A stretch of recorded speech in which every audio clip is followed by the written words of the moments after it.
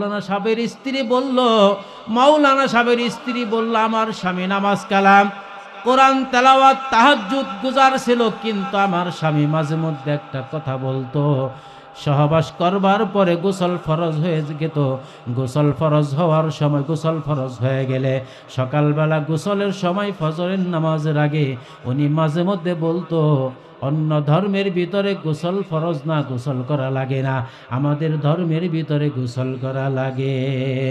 আমার প্রাণীর ভাইরা, এবার এই তদন্ত কমিটি জ্ঞানী গুণী লোকের সাথে পরামর্শ করলো, বোর্ড বসে সিদ্ধান্ত উপনীত হইল, এই মাওলানা সাহেব খ্রিস্টানদের সাদৃশ্য গ্রহণ করেছে, খ্রিস্টানদের সাদৃশ্য গ্রহণ করবার কারণে আল্লাহ পাক রব্বুল আলামিন কুদরতিভাবে তার কবরটাকে স্থানান্তরিত করে ওই ফ্রান্সে যেই মেয়েটাকে কবর দেওয়া হয়েছিল, ওই ফ্রান্সে ওই মেয়ের কবরে স্থানান্তরিত করা হয়েছে। মান তাশাব্বাহা বিকওমিন ফাহুয়া মিনহুম, যার সাদৃশ্য যে গ্রহণ করবে তার সাথে তার কি হবে? কিয়ামত হবে, তার সাথে তার হাসর হবে। এখন ওই কন্যাটি মারা গেল, বিবাহ হওয়ার আগেই মেয়েটি মারা গেল, তার কবর হলো ফ্রান্সে। আর এই মাওলানা সাহেব ইন্তেকাল করলো, তার কবর হলো মক্কাতুল মুকাররম। আমার প্রাণের ভাইরা, খুব লক্ষ্য করে শুনুন, ওই মেয়েটি ইন্তেকাল করবার পরে, মারা যাবার পরে ওই মেয়েটিকে দাফন করা হইল ফ্রান্সের জমিনে।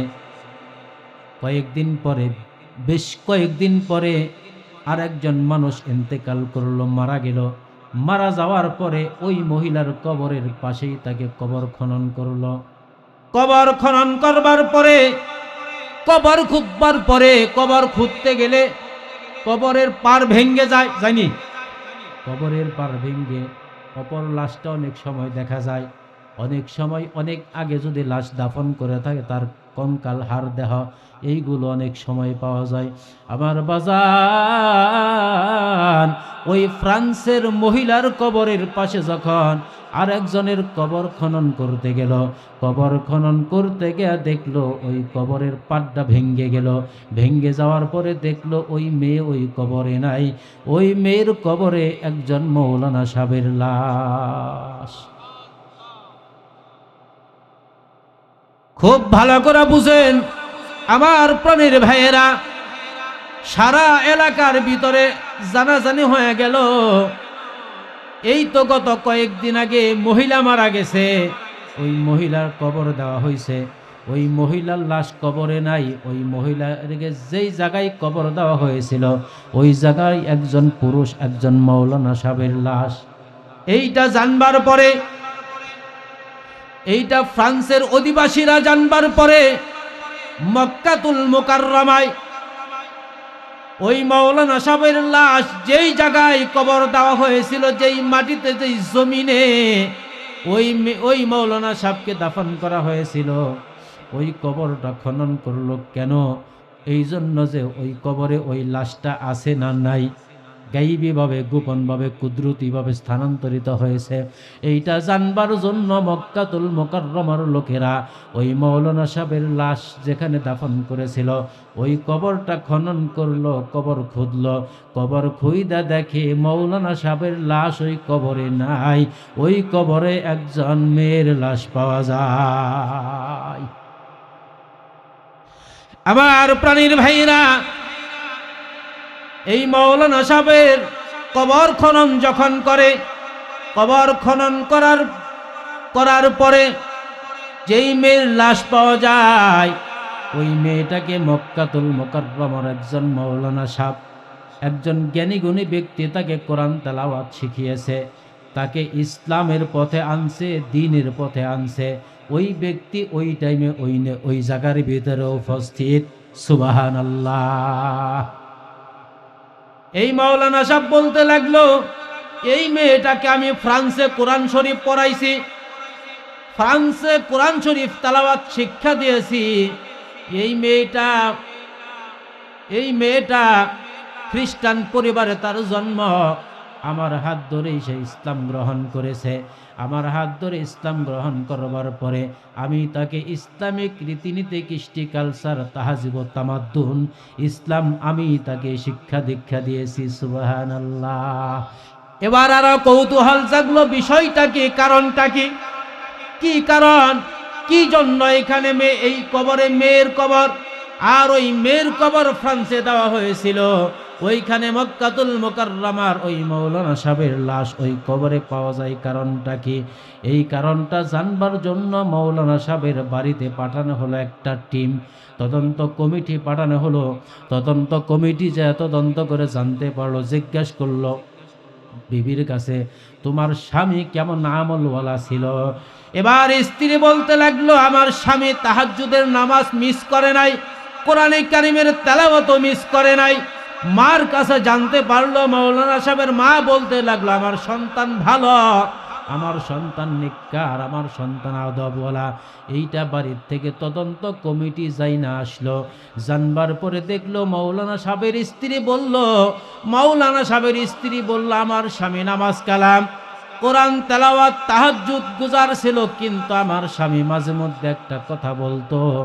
সহবাস করবার পরে গোসল ফরজ হয়ে যেত, গোসল ফরজ হওয়ার সময়, গোসল ফরজ হয়ে গেলে সকালবেলা গোসলের সময় ফজরের নামাজের আগে উনি মাঝে মধ্যে বলতো, অন্য ধর্মের ভিতরে গোসল ফরজ না, গোসল করা লাগে না, আমাদের ধর্মের ভিতরে গোসল করা লাগে।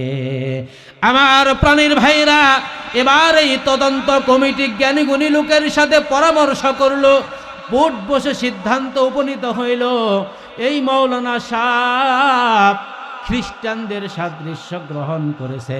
খ্রিস্টানদের সাদৃশ্য গ্রহণ করবার কারণে আল্লাহ পাক রব্বুল আলামিন কুদরতিভাবে তার কবরটাকে স্থানান্তরিত করে ওই ফ্রান্সে যেই মেয়েটাকে কবর দেওয়া হয়েছিল, ওই ফ্রান্সে ওই মেয়ের কবরে স্থানান্তরিত করা হয়েছে। আমার প্রাণের ভাইয়েরা, এবার এই মেয়েটার কথা শুনুন। এই মেয়েটা ফ্রান্সের অধিবাসী, খ্রিস্টান পরিবারে তার জন্ম। এই মেয়েটা ইসলামিক রীতিনীতি, ইসলামিক কৃষ্টি কালচার পছন্দ করবার কারণে, ভালোবাসবার কারণে, মোহাব্বত করবার কারণে আল্লাহ পাক রব্বুল আলামিন কুদরতিভাবে তার কবরটাকে স্থানান্তরিত করে ফ্রান্সের জমিনের থেকে মক্কাতুল মুকাররমায় তাকে স্থান দিয়েছে। এই জন্য আমার প্রাণের ভাইয়েরা, আল্লাহ পাক রব্বুল আলামিন, আল্লাহর নবী, বিশ্ব নবী সাল্লাল্লাহু আলাইহি ওয়াসাল্লাম বলেন, কবরে তিনটা প্রশ্ন করবে, এর মধ্যে দ্বিতীয় নম্বরের প্রশ্ন হলো মা দীনুকা, তোমার দিন কি, তোমার ধর্ম কি? তোমার ধর্মে তোমাকে কোন পোশাক পরতে বলে? তোমার ধর্মে তোমাকে চুল কিভাবে কাটতে বলে? তোমার ধর্মে তোমাকে পোশাক কিভাবে পরতে বলে? তোমার ধর্মে তোমাকে কিভাবে খাইতে বলে? তোমার ধর্মে তোমাকে কিভাবে ঘুমাইতে বলে? এ দোস্ত, তোমার ধর্মে তোমাকে কিভাবে ঘুম থেকে জাগ্রত হইতে বলে? তোমার ধর্মে তোমাকে কিভাবে টয়লেটে যাইতে বলে, কিভাবে বের হইতে বলে? তোমার ধর্মে তোমাকে কিভাবে শিক্ষা দীক্ষা করতে বলে? তোমার ধর্মে তোমাকে কিভাবে হাট বাজার করতে বলে? তোমার ধর্মে তোমাকে কিভাবে বেচা কিনা করতে বলে? তোমার ধর্মে তোমাকে কিভাবে ব্যবসা বাণিজ্য করতে বলে? তোমার ধর্মে তোমাকে কিভাবে চাকরি বাকরি করতে বলে? দৈনন্দিন জীবনে জীবিকা নির্বাহ করা লাগে, তোমার ধর্মে তোমাকে কি বলে? তুমি যদি তোমার ধর্ম অনুযায়ী করে থাকো, তাহলে সঙ্গে সঙ্গে আপনি বলতে পারবেন, যখন প্রশ্ন করবো মা দীনুকা, সঙ্গে সঙ্গে বলবেন আমার ধর্মের নাম হলো ইসলাম। কি নাম? আমার ধর্মের নাম কি? আরো জোরে বলেন, আমার ধর্মের নাম কি? আমি বলতে পারবো আমার ধর্মের নাম হলো ইসলাম। এরপরে যখন বলবেন আমার নবীকা, তোমার নবীকে, অথবা ফেরেশতারা ইঙ্গিত করে, ফেরেশতারা ইশারা করে আল্লাহর নবীকে দেখায় দিবে কবরে, উনি কবরে আছে, রৌজায় আছে, রৌজার দিকে ইঙ্গিত করে আমার কবরের সাথে, প্রত্যেকের কবরের সাথে আল্লাহর নবীর কবরের সাথে একটা সুড়ঙ্গ রাস্তা হয়ে যাবে। ওই রাস্তা দিয়ে আল্লাহর নবীকে দেখা যাবে। ফেরেশতারা ইঙ্গিত করে বলবে, দেখো না, দেখো চিননি, দেখো চিননি, দেখো চিননি অমান নাবিয়্যুকা, আমার নবীর আদর্শ যদি আমার পুরা জীবনের মধ্যে থাকে, সঙ্গে সঙ্গে বলবো উনি আমার নেতা, উনি আমার নবী মুহাম্মাদুর রাসূলুল্লাহ সাল্লাল্লাহু আলাইহি ওয়াসাল্লাম। আমার প্রাণের ভাইরা, এই তিনটা প্রশ্নের জবাব যখন আমার জবান দিয়ে বের হয়ে যাবে, আল্লাহ পাক রব্বুল আলামিন ফেরেশতাদেরকে বলতে থাকবে, আসমান থেকে ঘোষণা আসবে, ফায়ুনাদি মুনাদিম মিনাস সামাই আন সাদাকা আবদি ফাফরিশুহু মিনাল জান্নাহ ওয়া আলবিসুহু মিনাল জান্নাহ ওয়াফতাহু লাহু বাবান ইলাল জান্নাহ। আসমান থেকে আল্লাহ পাক রব্বুল আলামিন ঘোষণা করবে, হে ফেরেশতারা, সাদাকা আবদি, আমার বান্দা সত্য বলেছে, সত্য জবাব দিয়েছে। ফাফরিশুহু মিনাল জান্নাহ, জান্নাতের ভিতরে আমার কবরের মধ্যে আমার বান্দার জন্য বেহেশতি বিছানা বিছায়া দাও, আমার বান্দার পরনে গায়ে জান্নাতি পোশাক পরায়া দাও। আফতাহু লাহু বাবান ইলাল জান্নাহ, জান্নাতের দরজাগুলো সবগুলো উন্মুক্ত করে দাও। আমার বান্দা যেই দরওয়াজা দা ইচ্ছা, যেই গেট দিয়ে ইচ্ছা, আমার বান্দা জান্নাতে প্রবেশ করবে।